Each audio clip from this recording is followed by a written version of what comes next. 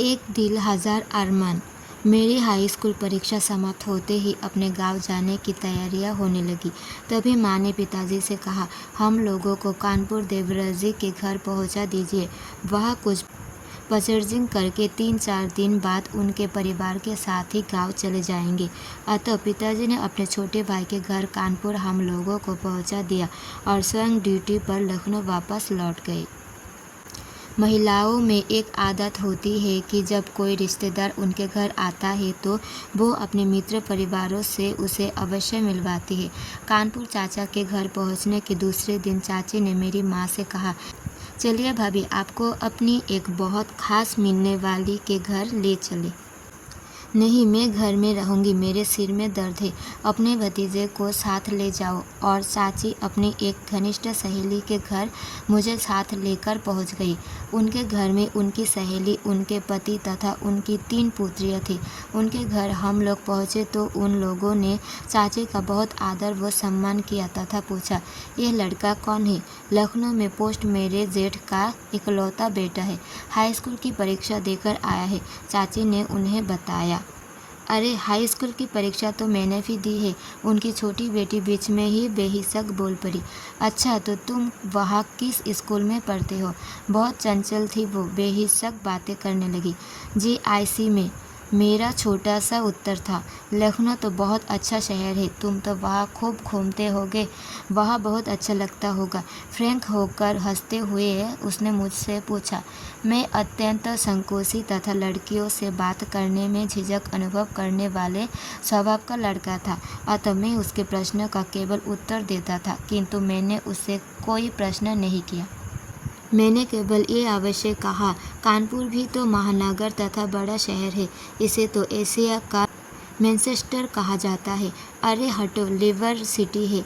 सड़कों गलियों में गंदगी के ढेर तथा रोड पर चलते लोगों की गाली गलौज की भाषा शोली, यही है सभ्यता यहाँ की।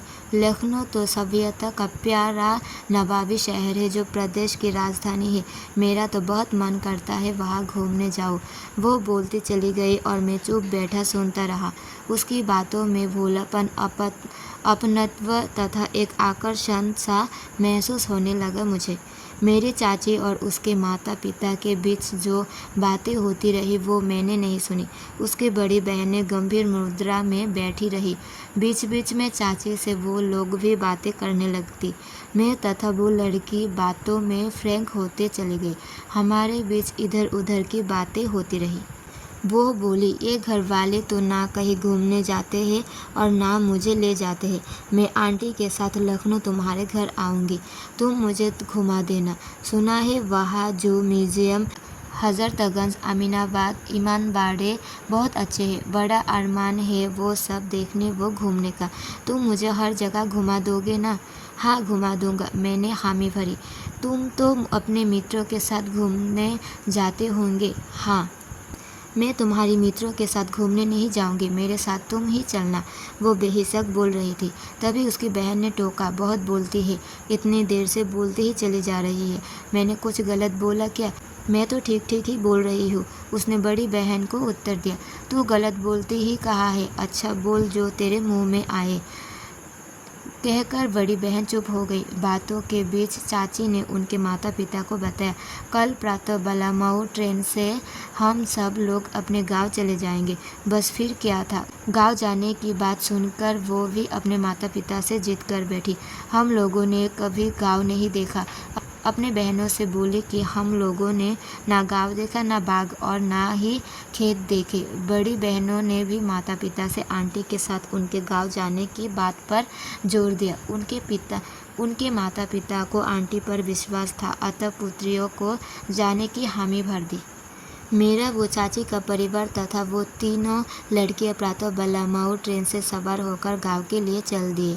लगभग 3-3.5 घंटे का सफ़र तय करके ट्रेन गंज मुरादाबाद रेलवे स्टेशन पर पहुंचकर रुक गई, जहां हमारे चाचा जो गांव की जमींदारी व खेती का कार्य संभालते थे स्टेशन पर मौजूद थे तथा उनके साथ जो लोग आए थे उन्होंने फुर्ती से ट्रेन से सब सामान उतारा, जिसे साथ में लाई 2 बैलगाड़ियों में लाद कर सब महिलाओं व लड़कियों को भी बैलगाड़ियों पर बैठा दिया गया।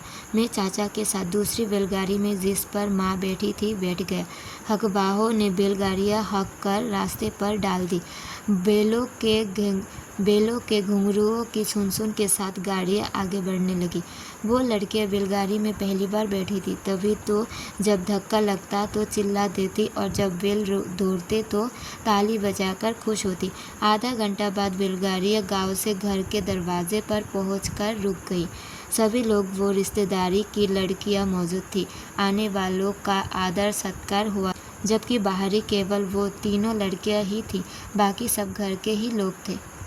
दूसरे दिन प्रातः छोटी चाची ने अपने जेठ जी जो गांव की खेती का कार्य संभालते थे उनसे कहा, ये लड़कियां जो मेरे साथ आई है ये पहली बार गांव आई है।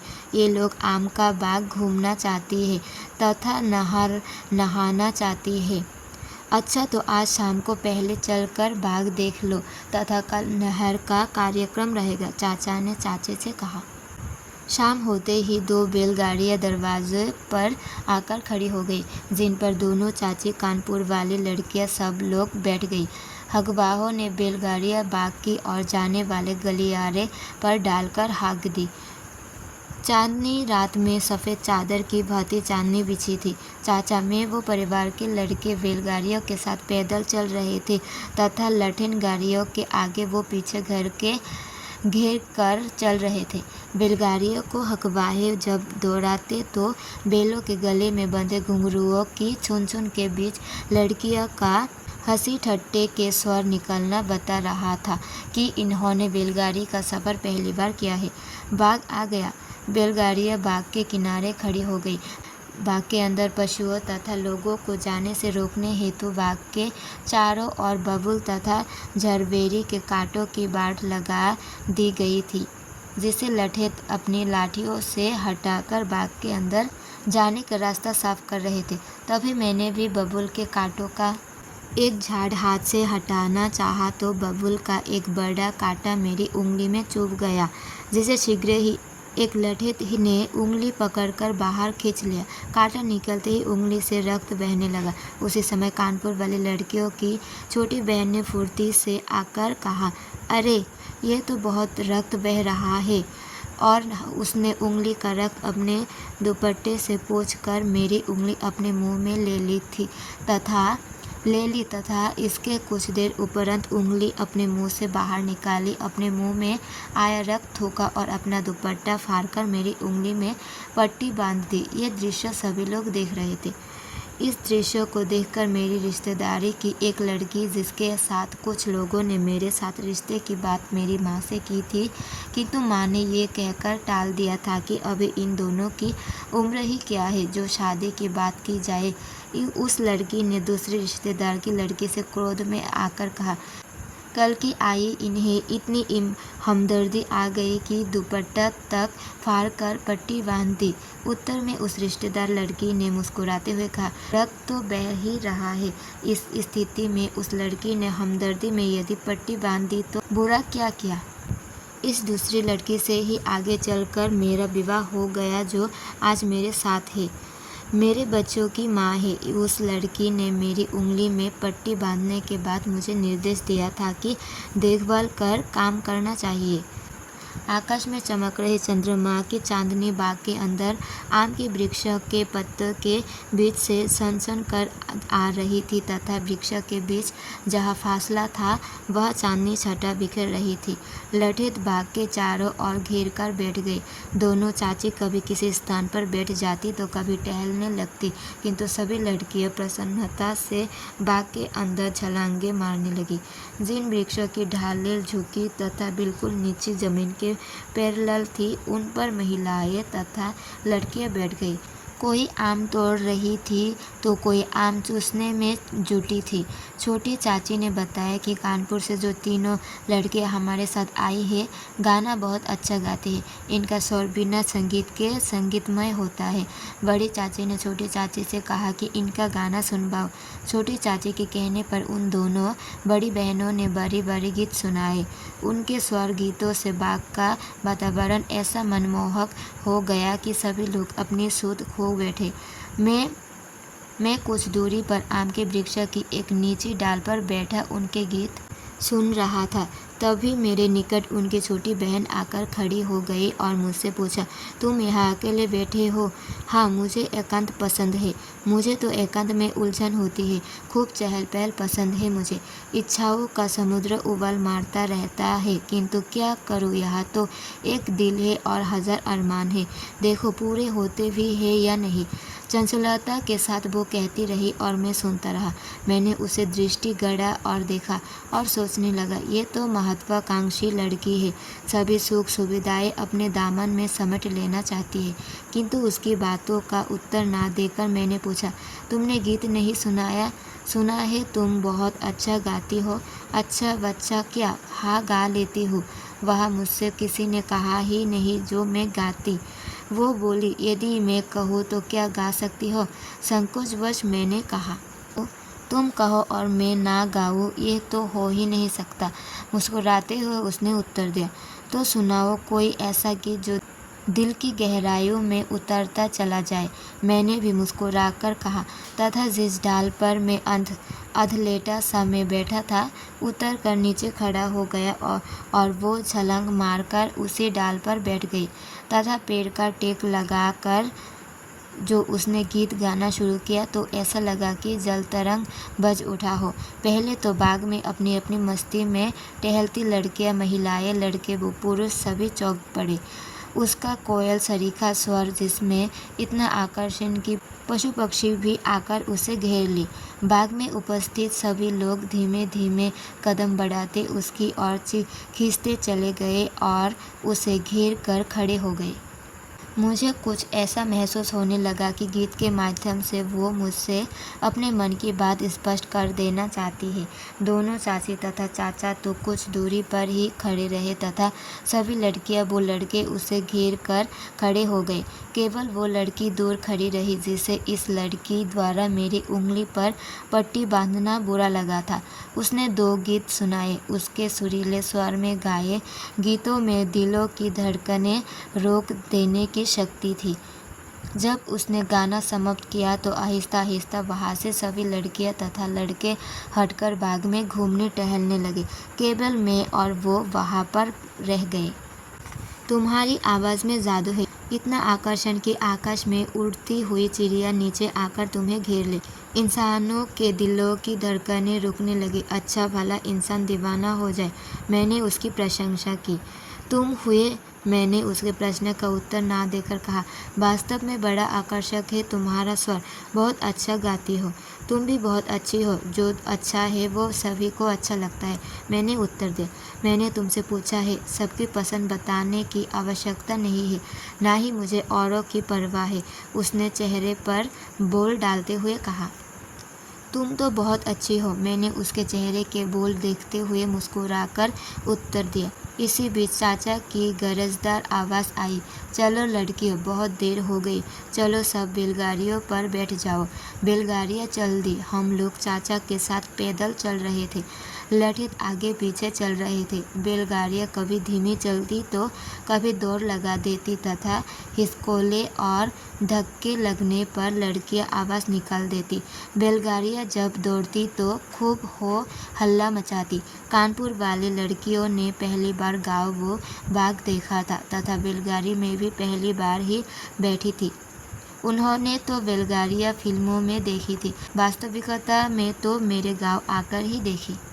कानपुर वाली 3 लड़कियों के माता पिता ने अपनी छोटी लड़की के साथ मेरा रिश्ता करवाने की बात चाची से की थी। चाची मेरी माँ से इस रिश्ते के विषय में बताकर बोली, सब कुछ तो ठीक है, लड़की अच्छी है, किंतु वंश में कुछ फॉल्ट है, अतः रिश्ते से स्पष्ट इनकार करने में संबंध बिगड़ जाएंगे। टालने वाली बात की जाए। दूसरे दिन सायंकाल चाचा ने 2 बैलगाड़ियाँ तैयार करवाकर दोनों चाची वो सब लड़कियों को उनमें बिठाकर नहर की ओर प्रस्थान किया। परिवार के लड़के चाचा के साथ पैदल चल रहे थे, लठित गाड़ियों के आगे पीछे चल रहे थे। मैं चाचा के साथ तो चल रहा था, किंतु मेरे मानस पटेल से उस लड़की द्वारा कहे शब्द बार बार टकरा रहे थे। बाग में जब मैं एक डाल पर अकेला बैठा था तो उस लड़की ने आकर पूछा था कि अरे तुम अकेले बैठे हो? अरे और मेरे इस उत्तर पर कि मुझे एकांत पसंद है, पर जो कुछ उसने कहा वो भूल नहीं पा रहा हूँ। वो बोली कि तुम्हें एकांत पसंद है, किंतु मुझे तो एकांत में उलझन होती है। खूब चहल पहल पसंद है, इच्छाओं का समुद्र उबाल मारता रहता है, किंतु क्या करूँ, यहाँ तो एक दिल है और 1000 अरमान है। देखो पूरे होते भी है अथवा नहीं, वो चंचलता से कहती रही। मैं सुनता रहा। मैंने उसे दृष्टि गड़ाकर देखा। सोचा ये तो महत्वाकांक्षी लड़की है, सभी सुख अपने दामन में समेट लेना चाहती है। मेरे मानस पटेल पर बाग में कही उसकी ये बातें बार बार टकरा रही थी। तभी चाचा की आवाज़ सुनी। बोले, रोक दो, बेलगारिया नहर आ गई है। मैं चौक पर कल बाग में हुई बातें बिखर गई। आ गई सामने नहर। चाचा के आदेश पर लठे दूर जाकर नहर को घेर कर बैठ गए तथा पुलिया से पहले लड़कियों को दोनों चाची की देख रेख में नहाने को कहा। लड़कियां मौज मस्ती के साथ नहाने लगी। चाचा स्वयं वो परिवार के लड़कों को लेकर पुलिया के दूसरी ओर काफ़ी आगे बढ़ गए, जहाँ लड़के भी नहाने लगे। लड़कियां जब पानी में खूब खिलवाड़ करते हुए नहाने में थक गई तो कपड़े बदलकर अपने ही खेतों में जहाँ चना बोया था तथा गन्ना भी लगा था, कोई तो गन्ना तोड़कर चूसने लगी, तो कुछ लड़कियां हरे चने के पेड़ उखाड़ कर चने खाने लगी। इसके उपरांत बैलगाड़ियों में बैठकर सब लोग घर वापस आ गए। 2-3 दिन गांव में रहने के उपरांत कानपुर वाली चाची उन तीनों बहनों को लेकर कानपुर जाने को तैयार हो गई। प्रातः वाली बलामऊ टू कानपुर जाने वाली ट्रेन से जाना था। बैलगाड़ियों पर बैठकर उन 2 लोगों के साथ मैं भी स्टेशन पहुंचा। ट्रेन आने में थोड़ा समय बाकी था। वो लड़की सबसे अलग हटकर मुझसे बोली, तुम्हारा गाँव, घर, बाग, नहर, खेत सब कुछ मुझे बहुत पसंद है। मेरा मन तो यहाँ से जाने को चाह नहीं रहा है। मेरी बहनें ही मुझे लिए जा रही है, रुकने नहीं दे रही है। मेरा मन तो यहाँ रहने को चाह रहा है। किसने कहा कि जाओ, रुक जाओ ना, वापस लौट चले मेरे साथ, मैंने भी कह दिया। अरे तुम भी अजीब हो, किसी पराये घर में किसी लड़की का यूं ही रहना कोई अच्छा माना जाता है? लड़की तो पराये घर में जब तक सिस्टम से नहीं जाती तब तक कैसे रुक सकती है? वो मुझे गौर से देखते हुए कहती रही। मेरे उत्तर देने से पहले ही ट्रेन धड़धड़ाती हुई प्लेटफॉर्म पर आकर रुक गई तथा शीघ्र ही चाची सबको साथ लेकर ट्रेन में बैठ गई। ट्रेन रेंगने लगी तो उस लड़की ने मुझसे हाथ हिलाकर कहा, कानपुर आना ज़रूर। मैंने भी हाथ मिलाते हुए सिर हिलाकर कहा, अच्छा। समय एक बिंदु पर ठहरता नहीं। 1 वर्ष, 2 वर्ष, 3 वर्ष गुजरते चले गए, किंतु मेरा कानपुर जाना नहीं हुआ। 3 वर्ष उपरांत मुझे आवश्यक कार्य से कानपुर जाना पड़ा। वो कार्य निपटा कर मैं चाचा के घर चला गया। चाची मुझे देखकर प्रसन्न हो गई। चाचा अपने बिजनेस कार्य से कहीं गए हुए थे। जब मैं चाची के घर पहुंचा तो वो लड़की चाची के घर पर उनके पास ही बैठी थी। इतने वर्षों बाद उस लड़की में पूर्ण रूप से युवावस्था के बदलाव दिखे। पहले से अधिक आकर्षक और सुंदर लग रही थी वो। मुझे देखते ही उसका चेहरा खिल गया, किंतु तुरंत ही मूर्छा गया। चाची मेरे लिए चाय बनाने किचन में चली गई। तब वो मुझ पर ऐसे बिखर पड़ी जिस प्रकार समुद्र जब शांत होता है तब समझ लो तूफान आने वाला है। इसी प्रकार इतने वर्षों की उसकी खामोश प्रतीक्षा जैसे तूफान ले आई हो, इसी प्रकार वो मुझ पर बिखर पड़ी। मेरा रिश्ता तय हो गया है, लड़का एयरफोर्स में है। मैं तो तुमसे शादी करना चाहती थी। मैंने तुमसे बहुत बातें की, हर प्रकार से तुमको जताया कि मैं तुम्हें पसंद करती हूँ, चाहने लगी हूँ। तुम भी तो मेरी तथा मेरे गीतों के स्वर की दिल खोलकर प्रशंसा करते रहे। जब तुम मेरे निकट होते, तुम्हारी अच्छी अच्छी बातें, मुस्कुराकर बात करना, ये कहना कि तुम बहुत अच्छी हो, मेरे दिल की गहराइयों में उतरती चली गई और मैं तुम्हें चाहने लगी। अतीत के वो साथ गुजारे लम्हे जो तुम्हारे गाँव में, बाग में, नहर पर और वापसी में रेलवे स्टेशन पर बीते, वो मेरे रोम रोम में, हृदय में उतरते चले गए और मैं जब कानपुर वापस आई तो तुम्हारी प्रतीक्षा में मगन रहने लगी। तुम्हारे साथ वो बीते पल मेरे मन में गुदगुदी करने लगे और मैं तुम्हारे प्रेम में सरावर दुनिया वालों घर वालों से कटी कटी रहने लगी। मुझे क्या मालूम था कि मैं कटी पतंग की भांति हवा में डोलती रह जाऊंगी तुम्हारी प्रतीक्षा में, किंतु तुम नहीं आए, ना ही कोई संदेश आया तुम्हारा। मेरे रिश्ते आने लगे, मैं इनकार करती रही। माता पिता दोनों मेरे मनोभावों को समझ चुके थे। एक दिन माताजी ने कहा, तू मूर्ख है, जिस लड़के के लिए दीवानी हो रही है वो तो 3 वर्षों में ना लौट कर आया, ना ही उसने कोई चिट्ठी भेजी। यदि तू उसके मन में होती तो वो अवश्य लौट कर आता। जीवन बर्बाद करने से कोई लाभ नहीं। ये लड़का भी अच्छा है, एयरफोर्स में है। तू हाँ कर दे, यही मेरी और तेरे पिता की इच्छा है। और मुझे हाँ करनी पड़ी, किंतु ये भी सत्य है कि पहला प्रेम भुलाया नहीं जा सकता। वो कहती चली गई, उसकी आंखें भीग आई थी। मैं सुनता रहा। अब तो तुम्हारे 1000 अरमान पूरे हो ही जाएंगे जब हवाई जहाज़ पर उड़ोगी, मैंने कहा। तब तक चाची चाय लेकर आ गई। उसने चाय नहीं पी, चाची से कहकर चली गई, अच्छा आंटी चलती हूँ। वो घर से बाहर जाने के लिए द्वार की और थके थके कदम बढ़ाती जा रही थी और मैं शर्मिंदा नज़रों से उसे जाता हुआ देख रहा था। वो द्वार से बाहर निकल गई। मेरा मन भारी हो चुका था। चाची की लाई हुई चाय तो किसी प्रकार पी ली, किंतु नाश्ता नहीं लिया। उसकी बातें याद आई तो सोचता चला गया। जीवन के 1000 रंग होते हैं जो समय, आयु तथा परिस्थितियों के अनुसार बदलते रहते हैं। दिन रात बदलते हैं, हालत बदलते हैं, ख्यालात बदलते हैं। मनुष्य इच्छाओं का दास है। इच्छाएं कभी कम नहीं होती। एक इच्छा पूरी होती है तो दूसरी सिर उठाए सामने आकर खड़ी हो जाती है। मनुष्यों का शरीर एक, मन एक तथा हृदय भी एक ही होता है, किंतु उसके हृदय में पलने वाली इच्छाएं हजारों होती हैं, जिनका पूरा होना अथवा ना पूरा होना ईश्वर की कृपा पर ही निर्भर होता है। और यहाँ से ही जन्म लेती है कहानियाँ। कुछ कहानियाँ पूरी होकर अंजाम तक पहुँच जाती है, किंतु कुछ कहानियाँ अधूरी रहकर दम तोड़ जाती है, और ये कहानी भी अधूरी ही रह गई। समय का पहिया घूमता रहा। मेरी माँ ने उस दूसरी लड़की को मेरे लिए पसंद किया, जिस लड़की से गांव में दूसरी रिश्तेदार लड़की ने क्रोध में आकर कानपुर से आई लड़की द्वारा मेरी उंगली में पट्टी बांधने पर कहा था। कल की आई इन्हें बड़ी हमदर्दी हो गई। तब जिस लड़की ने मुस्कुराकर उत्तर दिया था, रक्त तो बह ही रहा है, इस स्थिति में उस लड़की ने हमदर्दी में पट्टी बांध दी तो बुरा क्या किया। इसी लड़की के साथ जिसने ये उत्तर दिया था, मेरी माँ ने मेरा विवाह कर दिया। पिताजी के रिटायरमेंट के बाद कुछ समय गांव में रहने के उपरांत जब बच्चे स्कूल जाने योग्य होने लगे तो उनकी शिक्षा के उद्देश्य से हमारा परिवार जनपद मुख्यालय उन्नाव आकर रहने लगा। एक बार चाची उन्नाव आई थी तो उन्होंने बताया था कि वो लड़की भी उन्नाव में ही ब्याह कर आई है। कुछ समय उपरांत कानपुर से चाची का फ़ोन आया। तीसरी डिलीवरी होते समय उस लड़की का निधन हो गया। ये खबर सुनकर मुझे, मेरी माँ तथा पत्नी सभी को बहुत दुख हुआ।